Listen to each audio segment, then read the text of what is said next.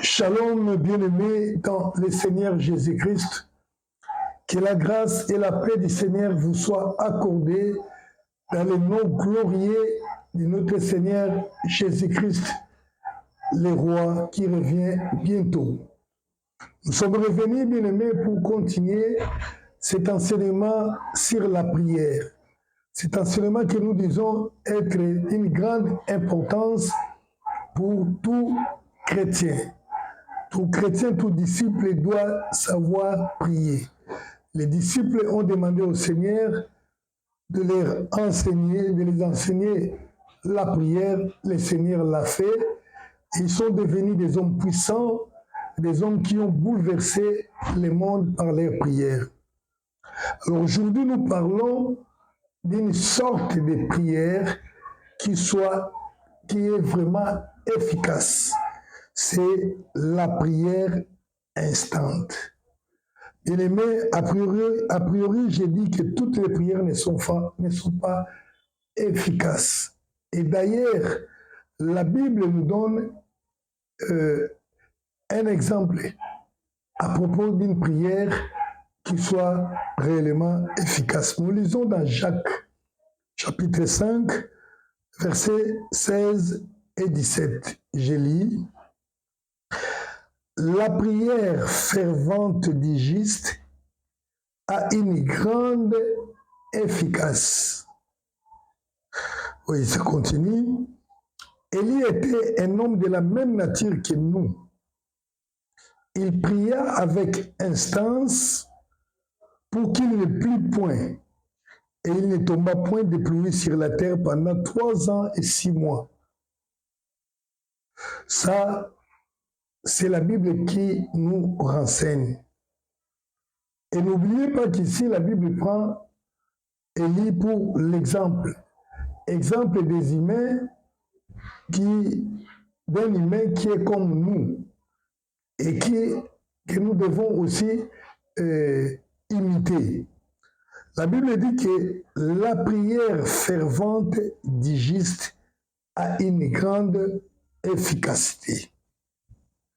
Alors, de ce texte que nous venons de lire, il ressort 3 mots importants qui nous permettent de comprendre ces passages. Il s'agit d'abord de fervente, du juste et instance. Donc, cette combinaison de 3 mots nous donne les résultats d'une prière efficace.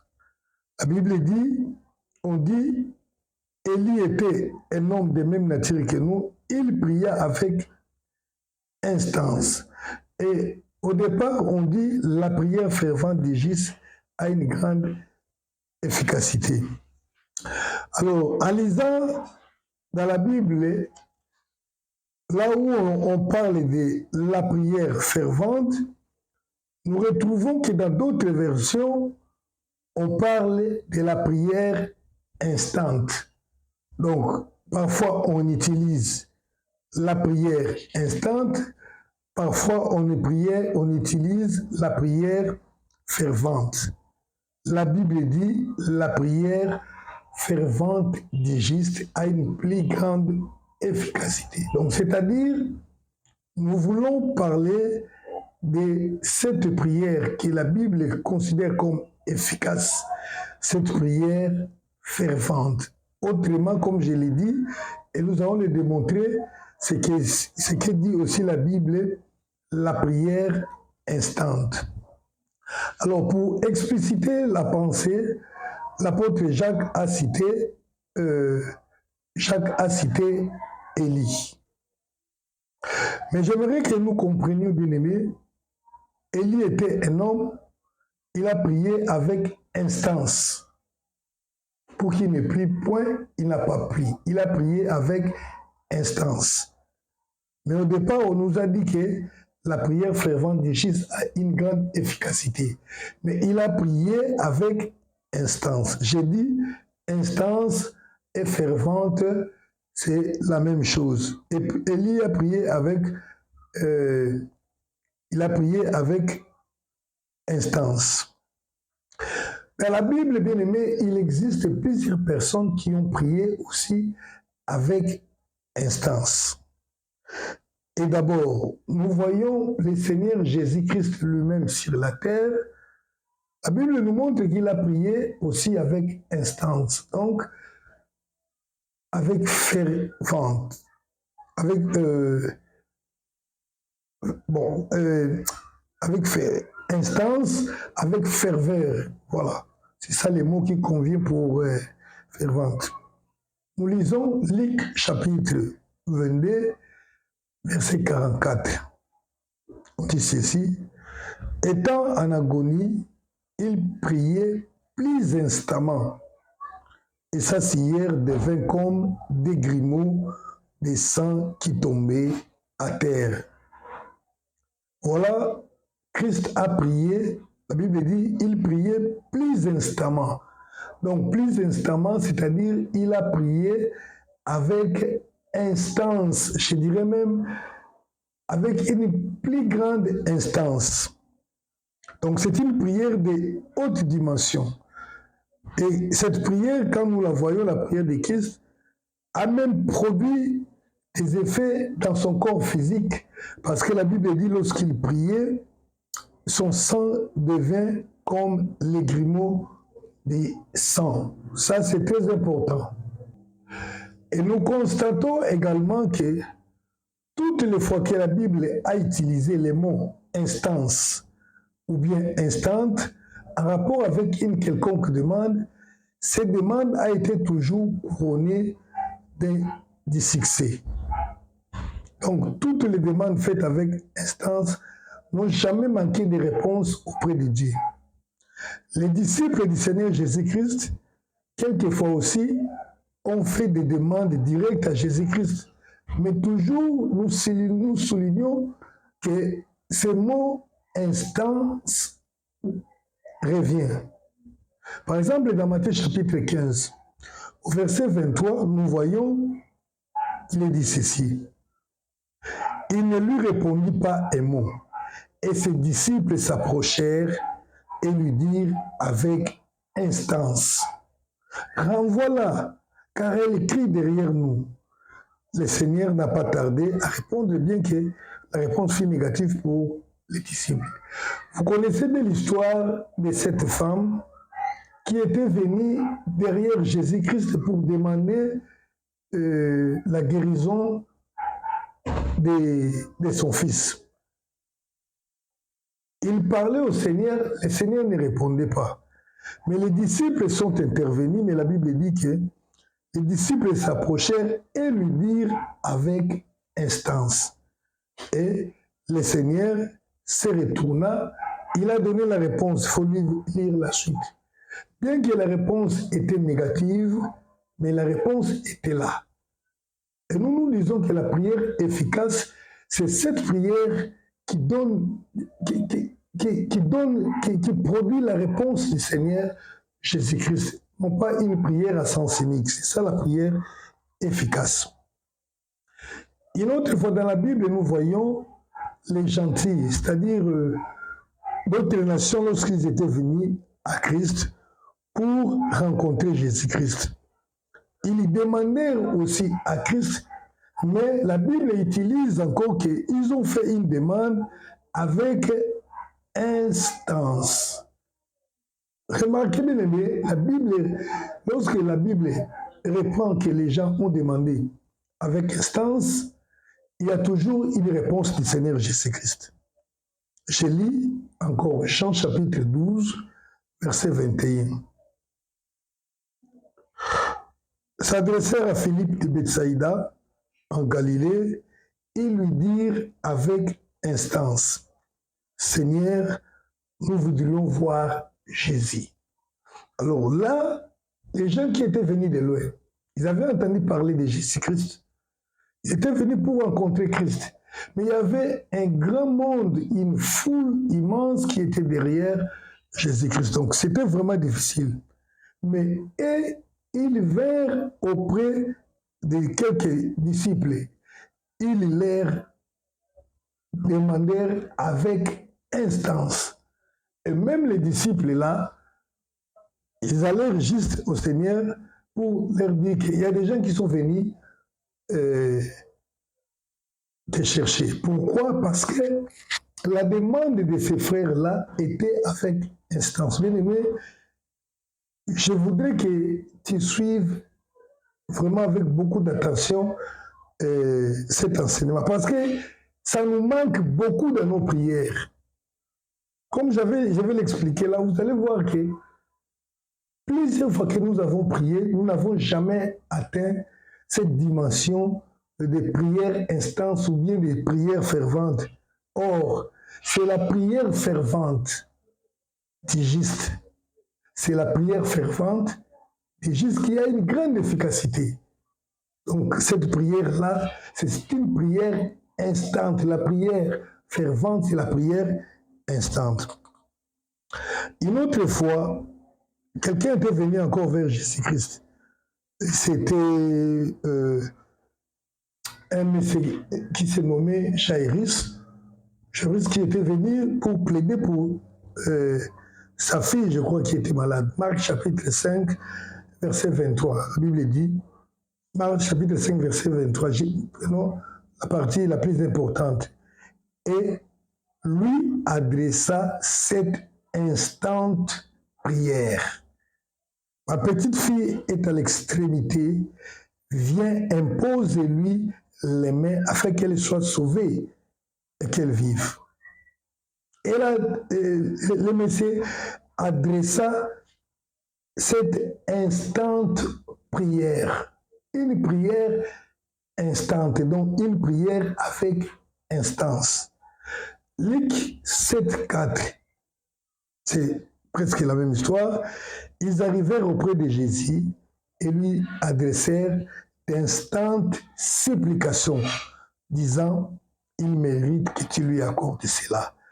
Maintenant, c'était les disciples qui étaient venus à Christ pour plaider, pour intercéder en faveur d'une autre personne. Mais la Bible dit que leur façon de prier, leur façon de demander, de supplier Christ était avec instance. C'est très important. Et le Seigneur avait aussi accordé cette demande-là. Bien aimé, je vous dis encore une chose. Même les démons comprennent cela. Et même les démons, lorsqu'ils ont demandé au Seigneur Jésus-Christ avec instante, lorsque les démons ont fait une prière instante au Seigneur Jésus-Christ, ils ont reçu aussi une réponse favorable. Si les démons l'ont reçu, à combien plus forte raison, toi et moi, si nous le faisons?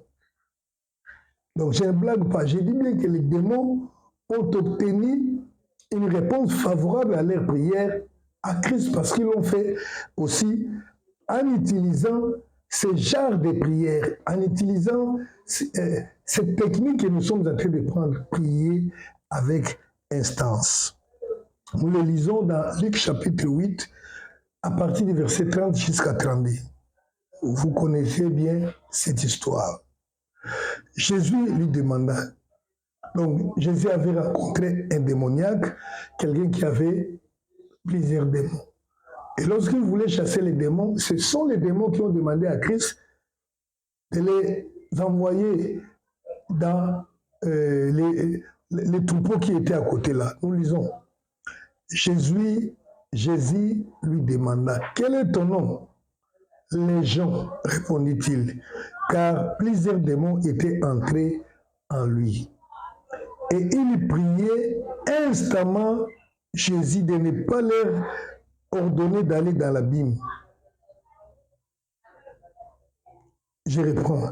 Et il priait instamment Jésus de ne pas leur ordonner d'aller dans l'abîme. Il y avait là, dans la montagne, un grand troupeau de pourceaux qui paissaient. Et les démons supplièrent Jésus de leur permettre d'entrer dans ces pourceaux. Et il leur permit. Et remarquez l'efficacité de la prière faite avec instance.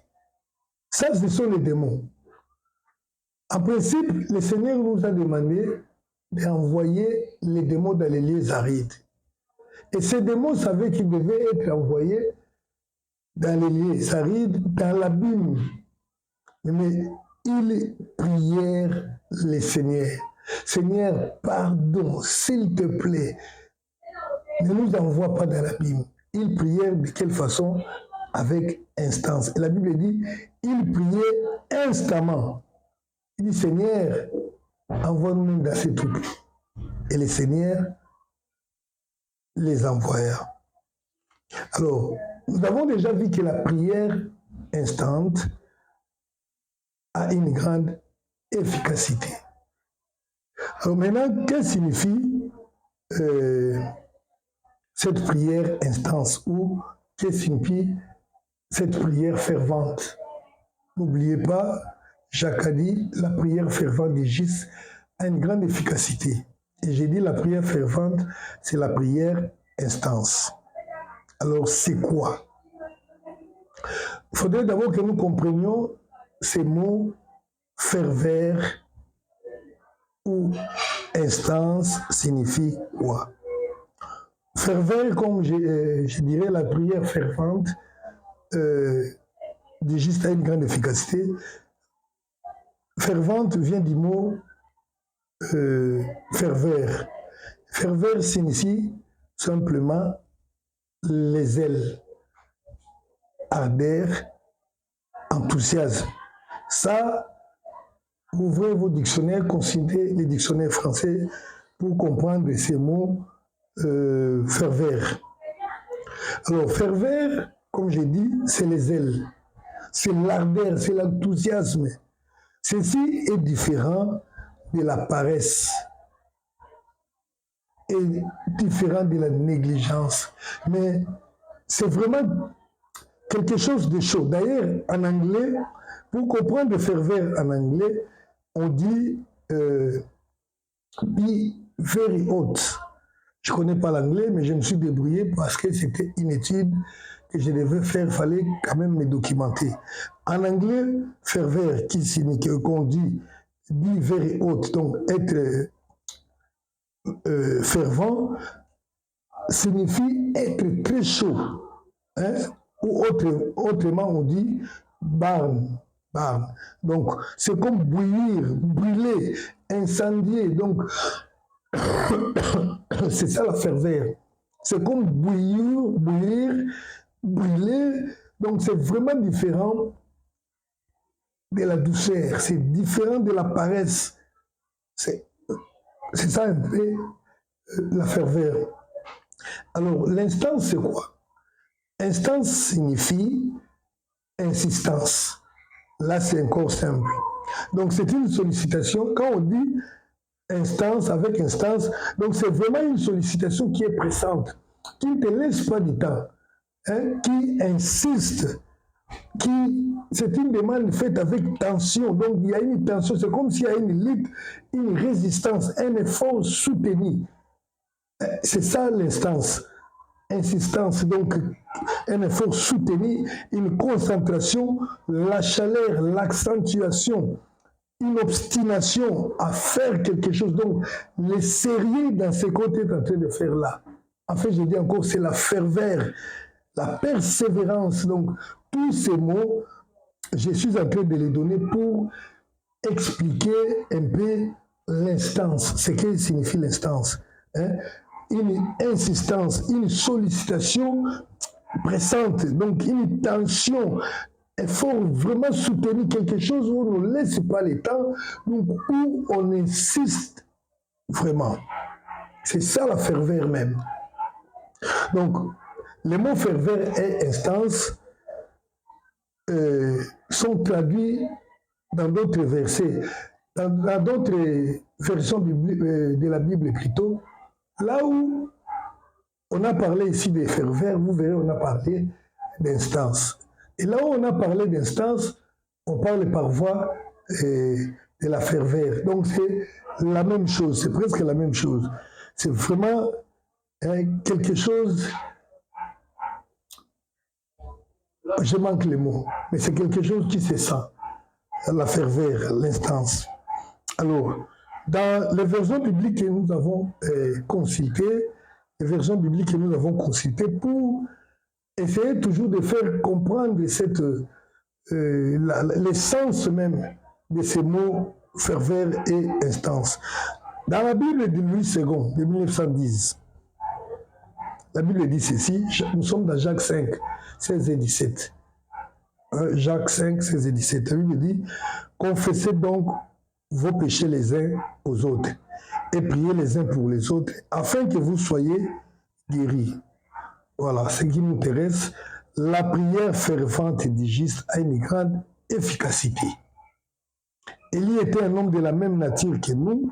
Il pria avec instance pour qu'il ne plie point. Là, c'est la version Louis II qu'on utilise souvent dans le monde francophone. Mais la Bible, parole de vie, d'Émile, dit quoi? La Bible, parole de vie, dit ceci. Je prends tout simplement la partie concernée. On dit, la prière fervente d'un homme juste possède une singulière puissance. Élie, par exemple, était un homme comme nous, soumis aux mêmes sentiments et aux mêmes expériences. Il pria avec ferveur pour qu'il ne pleuve pas. Effectivement, pendant 3 jours, il ne plie pas. Ça, c'est la Bible, parole de vie, d'Émile. Là-bas, on a dit la prière fervente des justes. Il a répété la prière fervente des justes, mais là-bas, on a dit qu'Élie pria avec instance, lui, il dit, il pria avec ferveur. Bible Nouvelle Édition de Genève, 1979, Nouvelle Édition de Genèse, on a essayé d'expliquer la ferveur et l'instance autrement. Là, on dit ceci. La prière agissante, digiste, a une grande efficacité. Là où on a dit la prière fervente, il dit la prière agissante. Donc j'ai dit la ferveur, c'est vraiment quelque chose qui agit, qui bouillonne. C'est pas quelque chose qui est resté calme là. Et là on dit, Élie pria avec instance. Il y a une autre version que nous avons comparée, Nouvelle Bible de Second. Nouvelle Bible Second, 2002, on dit quoi? La prière digiste mise en œuvre. Imaginez un peu, nous sommes en train de parler de la prière fervente, la prière instante. On dit la prière digiste mise en œuvre. Donc le mot ferveur ou instance, ici, est traduit par mise en œuvre. Une prière mise en œuvre, c'est-à-dire quoi? C'est-à-dire une prière agissante, c'est-à-dire une prière instance, une prière pressante, une prière insistante, une prière... Voilà, donc c'est ça. Et il continue pour dire, Élie pria avec instance. Alléluia. Donc le mot instance et ferveur peut aussi être étudié dans quelques versions anglaises que nous avons prises au Bible. Et là, en anglais, permettez, je ne suis pas anglophone, je ne connais pas bien l'anglais, on a dit ceci, dit effectual fervent prayer of a righteousness man availeth much. Comprenez un peu. Les mots qu'on a utilisés ici, c'est fervent, fervent prière. Et là où on a dit qu'Élie a prié avec instance, il dit ceci, and he prayed earnestly. Il prayed earnestly. Excusez. Donc, earnestly, c'est ce qui remplace instance. Dans une autre version anglaise, The Living Bible, on a dit, maintenant là où il a dit qu'il a prié avec fervence, dans cette Bible anglaise, on dit the earnest prayer. Earnest prayer, c'est ce que nous avons dit earnestly, c'est qu'il a prié. Donc, ces mots-là, retenez tout simplement les mots. Et on continue en gros que yet he prayed earnestly. Donc, Élie a prié earnestly, donc avec instance. Alors, ces mots, instance ou ferveur, parfois, qu'on a traduit par Ernest ou Earnestly, cela veut dire qu'il a prié sérieux ou sérieusement. Mes frères anglophones, je pense que vous allez peut-être comprendre mieux que moi. Donc, je suis en train de dire toutes ces choses pour que nous comprenions une prière fervente, comment est-elle? Une prière instante. Donc, c'est une prière faite avec sérieux. Ça, ce sont les explications qui nous viennent maintenant de l'anglais. Donc, maintenant, nous allons comprendre que prier avec instance, c'est prier avec ferveur, ce qui signifie donc prier avec insistance, prier avec une sollicitation pressante, c'est prier avec une chaleur, avec une tension soutenue, c'est prier avec un effort soutenu, c'est prier avec une concentration, une accentuation, c'est prier avec une obstination, c'est prier avec persévérance, c'est prier avec sérieux.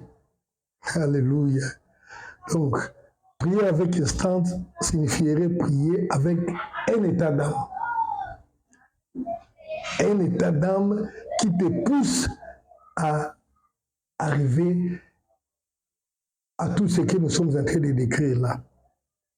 Maintenant, cet état d'âme bien-aimé est lié du fait que, sincèrement, on croit dans son cœur, on croit réellement que la situation dans laquelle on se trouve n'a pour solution que Dieu.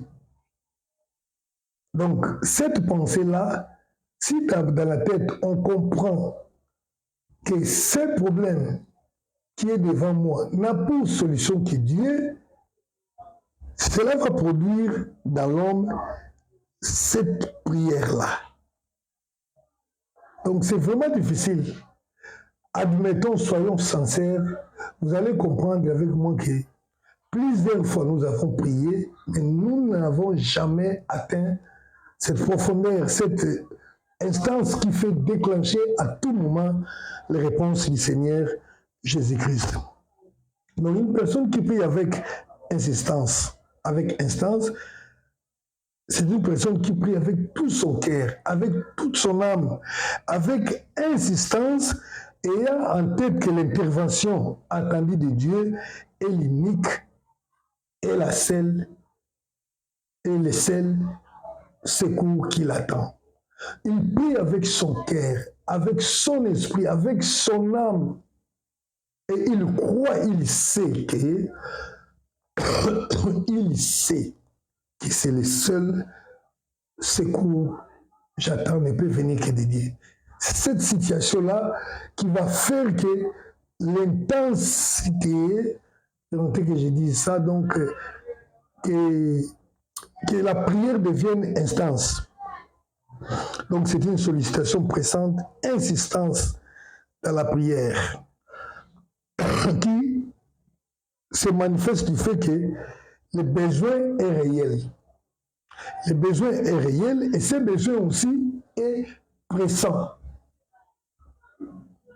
Donc là, je suis en train de dire comment ça se déclenche. Donc il faut vraiment que le besoin soit réel. Si le besoin n'est pas réel, votre prière n'aura pas cette intensité. Il faut qu'il y ait vraiment un grand et vrai besoin et que ce besoin aussi soit pressant.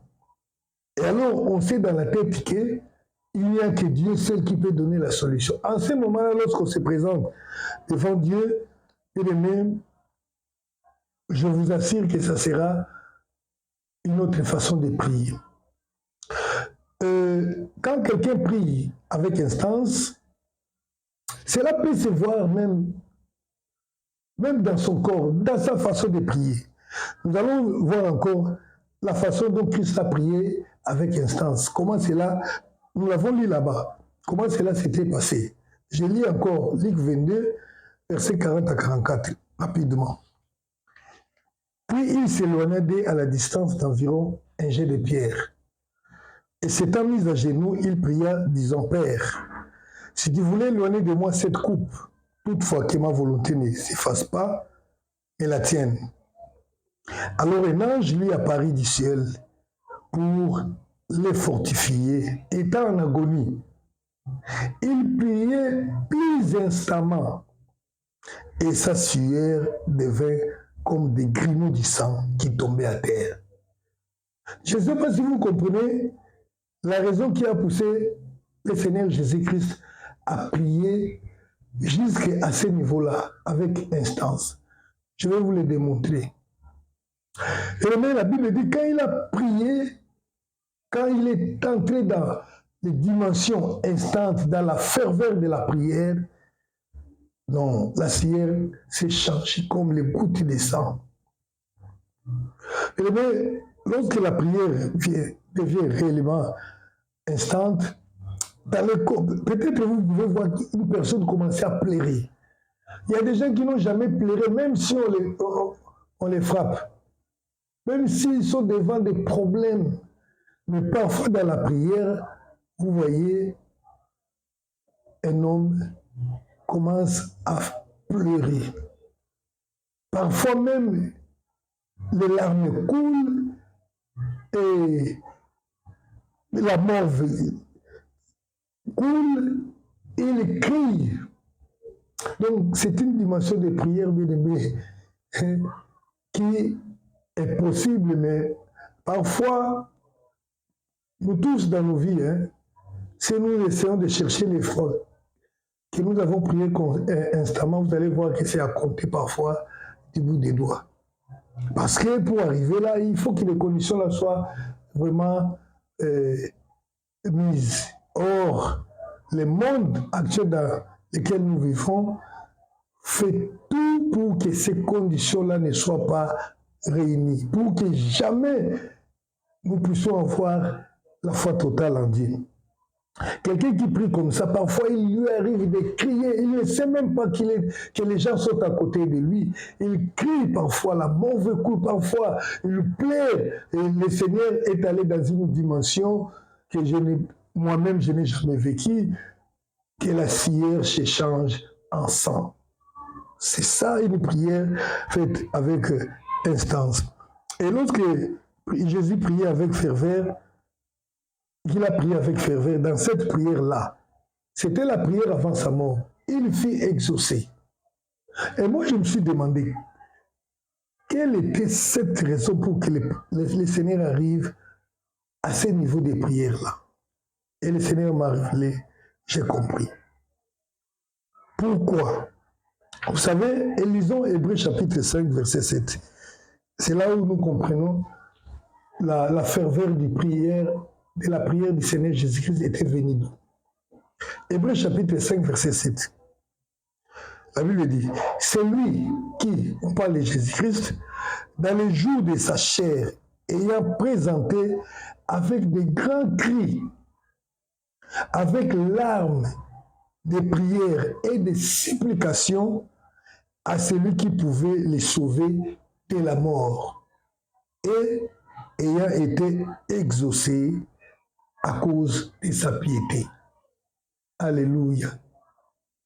Christ a prié, la Bible dit, dans les jours de sa chair, c'est-à-dire ici sur la terre. Il a crié avec des cris, avec des larmes. La Bible dit que Christ a prié avec des larmes. Il a fait des supplications au Père avec des grands cris, Malheureusement, les disciples étaient endormis. Sinon, ils auraient entendu, peut-être ils seraient étonnés. Mais comment le Seigneur écrit comme ça? La Bible dit, pas seulement avec des cris, avec des grands cris. Il a crié, les larmes coulaient, la sueur coulait. Une prière intense, et la Bible dit, il a été exaucé. Et c'est de là que nous comprenons pourquoi il a prié de cette manière. La Bible dit ceci, c'est lui qui, dans les jours de sa chair, ayant présenté avec des grands cris et avec larmes, des prières et des supplications à celui qui pouvait les sauver de la mort, et ayant été exaucé à cause de sa piété. Encore, la Bible dit, la prière fervente et juste. Il a été exaucé parce qu'il était un homme pieux, un homme juste. Mais c'était quel exaucement? Bien-aimé, c'est là où le Seigneur m'a révélé. Christ savait qu'il devait mourir. C'était la volonté du Père. Et comme il ne devait prier que conformément à la volonté de Dieu, il a dit, même s'il avait peur de la mort, il a dit que pas ma volonté, mais que ta volonté soit faite. Mais c'était quoi? La prière, c'était, Père, je vais mourir, mais accorde-moi la résurrection. Imagine-toi que Christ était décédé, et puis ça va te ressusciter. Imagine-toi un peu dans ta tête. Alors que Christ savait, c'était la volonté de Dieu qu'il soit ressuscité, mais il n'est pas venu comme ça. Bon, déjà le Seigneur va faire. Il avait déjà dit, frère, c'est comme ça que vous ratez des choses dans vos prières. Oui, le Seigneur nous avait déjà dit. Le Seigneur nous avait déjà dit, mais tu dois déclencher l'accomplissement des promesses de Dieu par des prières ferventes, par une prière forte. Christ savait qu'il est venu pour mourir et se ressusciter. Et la Bible dit, il a prié à celui qui devait le ressusciter des morts, sauver de la mort. Et il a été sauvé de la mort parce que la Bible dit, ayant été exaucé. Mais il ne sait pas. Maintenant, nous, quand nous savons déjà que c'est la volonté de Dieu, tu viens prier avec paresse, avec négligence, mais parfois ces choses-là n'arrivent pas. Prier avec ferveur, c'est difficile, mais vous allez comprendre quand je vais donner peut-être parfois les exemples. Quand je vais expliquer prochainement comment prier avec ferveur. Donc, nous avons vu que Christ a prié avec instance et ferveur. Dieu l'a exaucé à cause de sa piété, mais il avait aussi prié selon la volonté de Dieu.